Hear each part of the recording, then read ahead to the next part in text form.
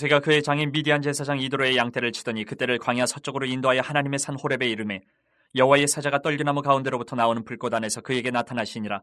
그가 보니 떨기나무에 불이 붙었으나 그 떨기나무가 사라지지 아니하는지라. 이에 모세가 이르되 내가 돌이켜 가서 이 큰 광경을 보리라. 떨기나무가 어찌하여 타지 아니하는고 하니 그때에 여호와께서 그가 보려고 돌이켜 오는 것을 보신지라. 하나님이 떨기나무 가운데서 그를 불러 이르시되 모세야 모세야 하시매 그가 이르되 내가 여기 있나이다. 하나님이 이르시되 이리로 가까이 오지 말라. 내가 선 곳은 거룩한 땅이니 내 발에서 신을 벗으라. 오늘은 시내산으로 가보겠습니다. 시내산, 호렙산. 보통 신학교에 이렇게 목회자가 되기 위해서 입학을 하려는 사람들이 있는데 전통적으로 가장 중요한 조건이 뭐냐 하면 소명이에요. 소명. 한글로 완전히 풀으면 부르심입니다. 부르심. 이것은 이 소명이라는 것은 목회자가 되려는 사람에게 성적, 어떤 신학적인 성적, 품행 이거보다 더 중요한 거예요. 소명이라는 거. 왜냐하면 하나님의 소명, 부르심이 없이 하나님의 사역을 감당한다? 이거는 있을 수가 없기 때문에 그렇습니다. 그래서 신학교에서도 점검을 하기 위해서 많은 과정들을 또 이렇게 지나가기도 합니다. 그런데 정확히 말하자면 이 꼭 목회자의 길뿐만 아니고 우리 모든 사람에게 이 소명, 부르심은 필요합니다. 이게 무슨 말이냐면 우리가 각자 이제 성인이 되면 각자의 삶을 위해서 직업을 가지게 됩니다. 그런데 이 직업이 사실상 소명이 필요해요. 소명이 필요해요. 우리가 소명이라는 말을 안 쓰지만 사회에서는 잘. 물론 소명, 이 부르심 없어도 어떤 직업을 가질 수 있습니다. 그리고 그 직업을 가지고 자기의 삶을 살아갈 수 있어요. 그런데 그것은 그렇게 되면 대체적으로 어떤 부르심, 자기의 어떤 적성, 자기의 어떤 바램, 부르심 그것과는 상관없이 경제적인 어떤 조건에 따라서 직업을 택할 때가 많다라는 거예요. 이 소명을 확인하지 않으면. 그냥 연봉 높은데 월급 센데 이쪽을 따라갈 때가 많다라는 거죠. 그렇게 되면 소명을 따라서 직업을 가지고 자기의 인생을 개척해 나가는 것이 아니고 경제적인 어떤 조건에 따라서 이렇게 따라가다 보면 그 삶이 행복하거나 즐겁게 살아간다, 그 일을 감당한다, 그것이 참 힘들어집니다. 우리 인간에게 소명의 순간은요, 우리 일생에서 정말 중요한 순간이에요. 내가 이 인생을 무엇을 하면서 어떤 방법으로 살아갈 것인가, 여기에 대한 깊은 고민, 어떤 부르심, 소명의 과정을 겪지 않고 그냥 세상 흘러가는 대로 그냥 남들이 돈 많이 받는데 여기가 좋다 그러니까 나도 이쪽으로 가야지, 이렇게 살아서는 즐거움이나 행복이 있을 수가 참 없다라는 거죠. 오늘 본문은 모세가 호렙산에서 이스라엘의 출애굽 해방의 지도자로 소명을 받는 장면이 나와 있습니다. 부르심을 받는 장면. 이때는 모세가 40년 동안, 태어나서 40년 동안 애굽의 왕궁에서 왕자로 생활하다가 사고가 나서 미디안 광야로 도망을 해서 또 그 이후로 40년을 양치는 목자로 살던 때였어요. 이제 나이가 80이 되는 겁니다. 바로 이때 호렙산에서 모세는 이스라엘 민족의 출애굽을 이끌 지도자로 하나님의 부르심, 소명을 받습니다. 그런데 여기서 우리가 또 한번 생각해 볼 것은 이 부르심, 소명의 문제를 많은 사람들이 생각을 해요. 특히 목회자가 될 사람들은 더 생각을 많이 하게 되는데 여기서 하나 우리가 또 짚고 넘어가야 될 것이 하나님의 소명을 받고자 할 때 이게 하나님의 소명이 맞을까? 아닐까? 분별을 어떻게 하느냐? 그냥 내 욕심일까? 내 생각인가? 진짜로 하나님 부르시는 게 맞나 이쪽으로? 이것을 분별하는 게 아주 중요한 문제죠. 어떻게 해야 그럼 나는 하나님이 나를 부르셨다는 이 소명을 분별할 수 있을까? 그것을 오늘 이 모세의 모습을 보면서 우리가 한번 찾아보려고 합니다. 첫 번째는 일상적인 생활에서 성실해야 합니다.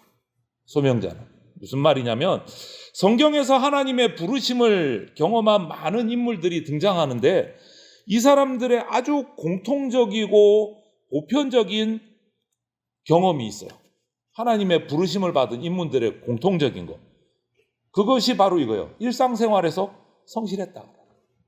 그렇다고 해서 이들이 일상생활에서 성실하게 살다가 하나님의 부르심을 받았다. 맞는데 그렇다고 해서 그들이 성실하게 살아서 전부 다 인생에서 성공적인 삶을 살다가 하나님의 부르심을 받았다. 그거는 아니에요. 성실하게 살았지만 성실하게 살면서 실패한 인물들도 많아요. 세상에서. 성경 인물들을 보면. 베드로의 경우, 대표적인 베드로의 경우를 한번 살펴보십시오. 어부였어요. 타고난 어부였습니다. 그런데 예수님께 부르심을 받는 그날도 밤을 지새우면서 성실하게 그물을 치고 고기를 잡기 위해서 성실하게 일을 하고 있었습니다. 그런데 누가복음 5장 5절에 보면 그때 장면을 이렇게 표현하고 있어요. 밤이 새도록 수고하였으되 잡은 것이 없지만 실패한 거예요. 성실하게 그물을 내리고 그날 밤 또 열심히 물고기를 잡기 위해서 그물을 쳤지만 잡은 게 없었어요. 실패한 거예요. 성실히는 했는데 성공은 못했어요. 하지만 베드로는 여전히 성실한 사람이었어요. 많이 잡힐 때도 있고 안 잡힐 때도 있었지만 매일매일 성실히 배를 타고 바다로 나가서 자기 가족들을 위해서 성실히 일했어요. 예수님의 12제자를 베드로 외의 제자들도 봐도 그래요. 한가롭게 놀다가 백수 생활하다가 예수님의 부르심을 받은 제자는 한 명도 없습니다. 한 명도 없어요. 어떤 일을 하든지 자신의 자리에서 열심히 하고 있다가 성실히 있다가 예수님의 부르심을 받았어요. 왜냐하면 이것은 성실하다, 성실성은요 모든 사역에 있어서 필수 조건이에요. 필수. 기본이다라는 거예요. 예수님께서 직접 가르치신 달란트 비유를 봐도 그렇습니다. 종들에게 달란트를 각자에 맞는 만큼 달란트를 나눠주고 먼 길을 다녀왔어요, 주인이. 그런데 돌아온 주인의 공통적인 칭찬이 뭡니까? 많이 남겼던, 조금 남겼던, 열심히 성실하게 그것을 가지고 일을 해서 남긴 종들에게 똑같은 칭찬을 합니다. 뭐라고요? 착하고 충성된 종아라고 똑같이 칭찬해요. 충성된다는 게 무슨 뜻이에요, 여러분? 성실함이 들어가 있는 거예요. 성실함. 최선을 다해서 게으름 피우지 않고 자신이 맡은 것을 최선을 다한 성실함이 들어가 있는 표현이죠. 오늘 주인공으로 등장하는 모세도 동일합니다, 여러분. 하나님의 부르심이 오기까지 자기의 삶을 정말 성실하게 살았어요. 오늘 1절을 봐도 그래요. 모세가 그의 장인 미디안 제사장 이드로의 양떼를 치더니 그 떼를 광야 서쪽으로 인도하여 하나님의 산 호렙에 이르매 이렇게 기록이 돼요. 바로의 진노를 피해서 왕자의 자리를 버리고 미디안 광야로 도망을 했습니다. 그런데 거기 가서 그냥 막 산 게 아니에요. 미디안 제사장에게 고용이 돼서 양치는 목동으로 시작을 했습니다. 새로 왕자가 목동이 됐어요. 이거는 금수저가 완전히 흙수저 된 거예요. 금수저가 땅 바닥으로 떨어진 거예요.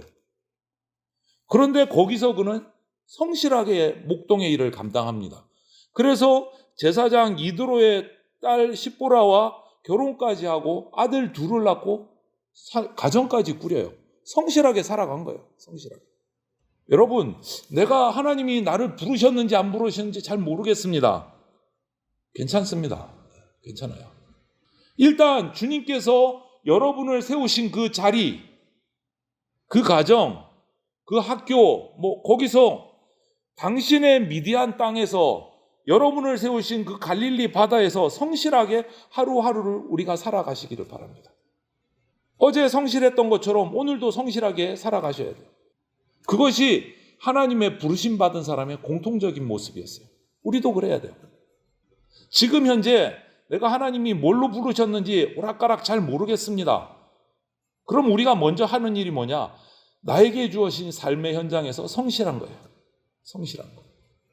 그리고 두 번째는 이 성실함의 기초 위에서 성실은 꼭 하나님 믿지 않는 사람도 성실한 것이 좋죠. 조건이. 모든 사람이 성실한 사람을 좋아하죠. 그런데 성실한 사람이 성실한 성도가 살아가는데도 왜 하나님의 부르심을 깨닫지 못할 때가 있어요. 왜 그럴까를 살펴보면 성실하게 살다가 보니까 그냥 소위 일상에 그냥 쭉 빠져버린 거예요. 이게 무슨 말이냐면 그냥 일상에 성실히 살다 보니까 하나님의 부르심 손짓을 보지 못하고 하나님의 음성을 듣지를 못하는 거예요. 그냥 오늘 하루도 이렇게 살아가니까 성실하게 내 할 일 하면서 살아가니까 특별한 데 대한 반응을 못하는 거예요. 그것을 발견을 못하는 거예요. 그래서 우리는 일상생활에서 성실하면서도 그 성실함에 너무 휘둘려서 안일해지는 그런 것들을 경계해야 돼요. 안일해지는 것을. 오늘도 아침에 일어나서 지각하지 않고 직장 가서 열심히 성실하게 거짓말하지 않고 죄짓지 않고 일 잘하고 신앙생활 잘하고 와서 거기에 만족하면 안 된다라는 거예요. 그게 나태해지는 경우가 생겨요. 오늘도 아침부터 저녁까지 하던 일 다 해서 하나도 빠뜨리지 않고 거기에 만족하면 안 된다. 거기에 만족해서 일상성에 빠지게 되면 하나님이 부르실 때 그것을 깨닫지를 못해요. 이런 모습을 예수님은 다른 말로 성경에서 뭐라고 했냐? 깨어 있어라 이렇게 가르치셨어요. 깨어 있어라. 마태복음 24장 42절에 이런 말씀을 하셨습니다. 그러므로 깨어 있으라 어느 날에 너희 주가 임할는지 너희가 알지 못함이니라. 예수님이 이렇게 제자들에게 말씀하셨어요. 그러면 깨어 있지 못하다. 이 말이 뭘까요? 게으르게 살았다? 날마다 졸면서? 아니에요. 성실하게 사는 사람에게 이런 말씀을 주셨어요. 깨어 있으라. 같은 맥락으로 보면 마태복음 24장 38절 39절에 보면 노아 방주 얘기가 나와요. 이렇게 말씀합니다. 홍수 전에 노아가 방주에 들어가던 날까지 사람들이 먹고 마시고 장가들고 시집가고 있으면서 홍수가 나서 그들을 다 멸하기까지 깨닫지 못하였으니 인자의 임함도 이와 같으리라. 이런 말씀을 주셨어요. 한마디로 말하면 일상의 삶 속에 그냥 세팅이 딱 돼서 이걸로 만족하고 살다 보면 이 종말의 변화를 놓쳐버린다라는 거예요. 그냥 마냥 이렇게 살아가면 잘 될 줄만 알고 그대로 살아간다라는 거예요. 주님께서 금방 이 노아 때의 말씀을 결코 먹고 마시고 장가들고 시집가고 살아가는 이 일상이 죄라는 말씀이 아니에요. 그렇게 하지 말라는 말씀이 아니에요. 일상의 인간의 삶이잖아요. 그게 아니라 그것이 죄가 되는 것이 아니라 이런 일상에 너무 빠져서 다시 오실 주님에 대해서 인지를 못하고 있다. 그 얘기를 하는 거예요.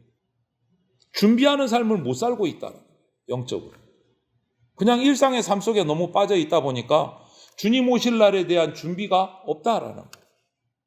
그런데 다행히 오늘 모세는 그렇게 성실하게 신실하게 가족까지 꾸리면서 일상의 삶을 신실하게 살아가면서도 하나님께서 새 일을 하고자 신호를 보내실 때 그것을 깨닫는 만큼 깨어 있었어요. 영적으로 깨달았어요. 그 준비가 되어 있었어요. 신실하게 살아가면서도. 여러분, 성경에 등장하는 깨어있는 모든 신앙의 인물들에게 이런 공통점이 있습니다. 평범함 속에서 비범함을 알아볼 수 있는 준비가 되어 있는 사람들이었어요. 일상 속에서도 저거 뭐지? 특별한데? 이런 것을 알아볼 수 있는 영성이 깨어있는 사람들이었어요.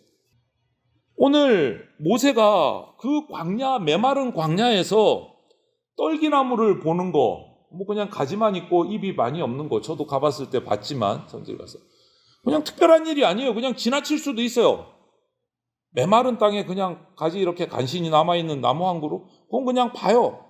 흔한 일이 아니에요. 그런데 모세는 그 떨기나무에 불이 붙었는데 타지 않고 있는 그것을 유심히 발견했어요.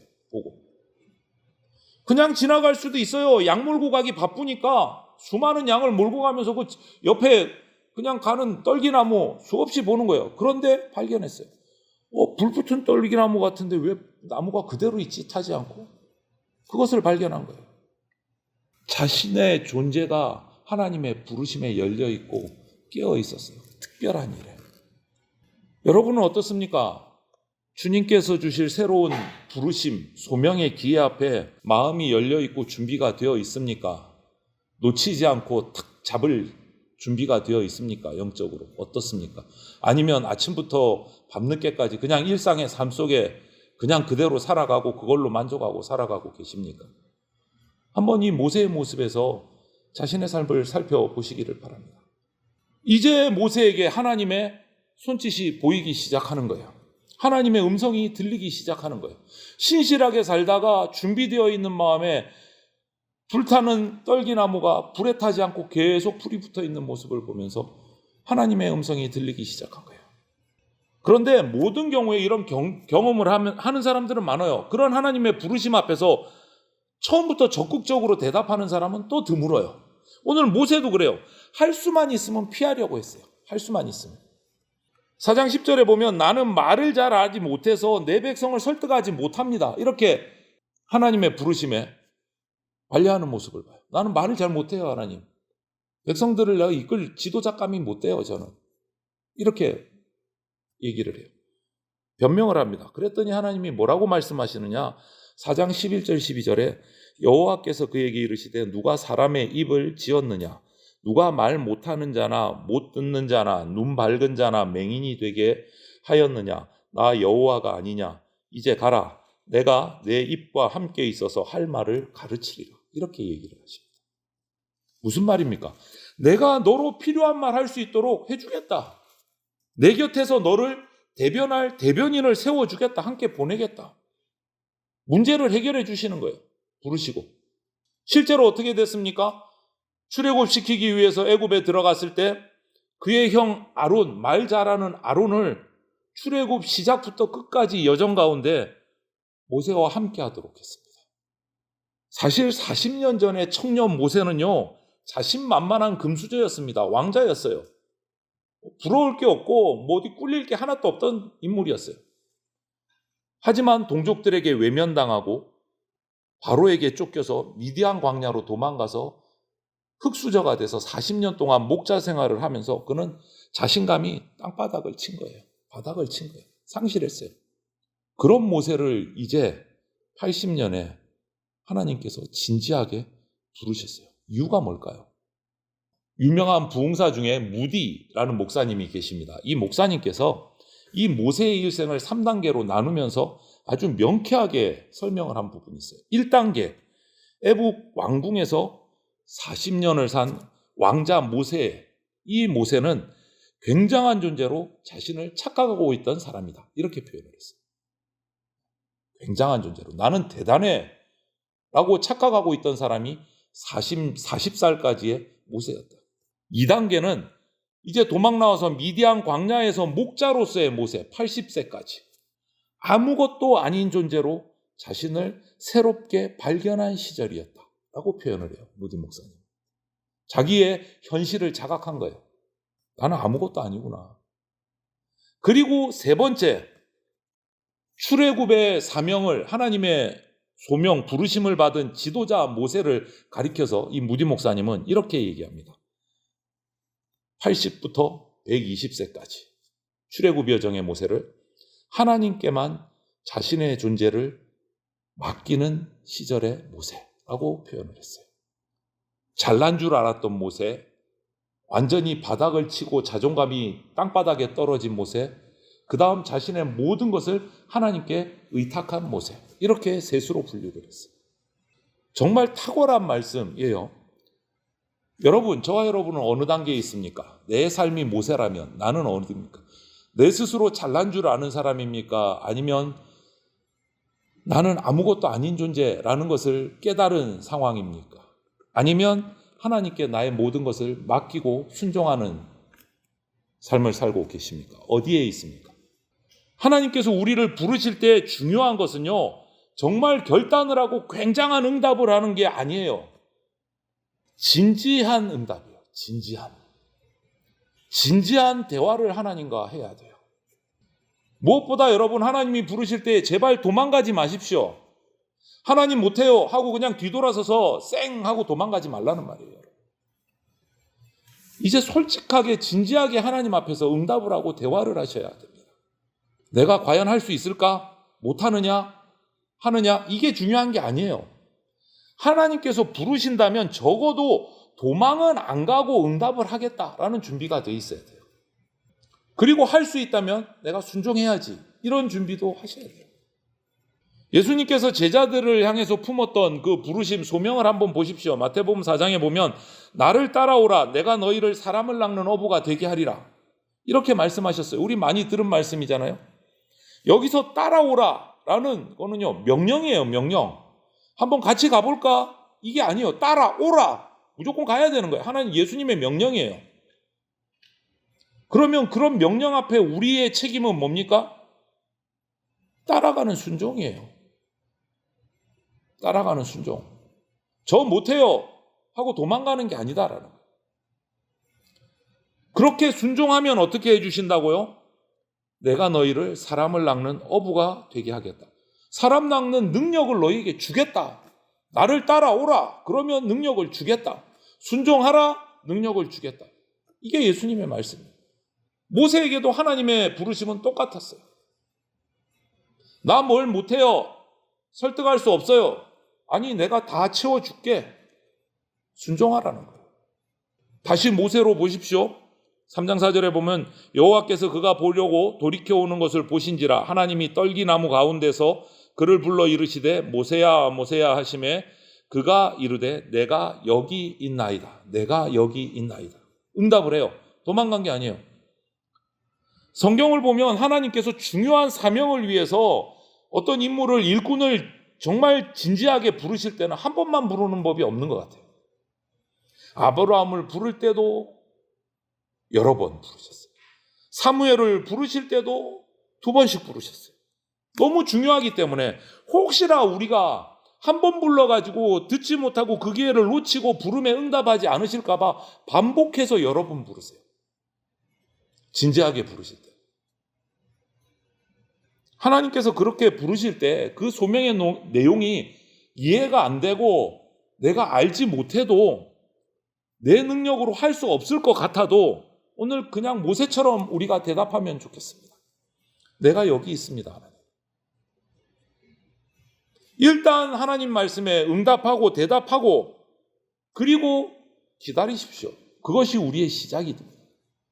그 순간 내가 여기 있습니다 라고 대답하고 서 있는 순간 그 땅은 하나님의 거룩한 땅이 되고 하나님의 거룩한 사역지가 되고 하나님의 능력을 받는 변화의 자리가 됩니다. 응답하고 하나님 앞에 서는 순간 거기서부터 우리 인생의 출애굽이 시작이 됩니다. 그런 하나님의 부르심에 순종으로 응답하시는 성도들이 다 되시기를 주님의 이름으로 축원을 드립니다. 아멘.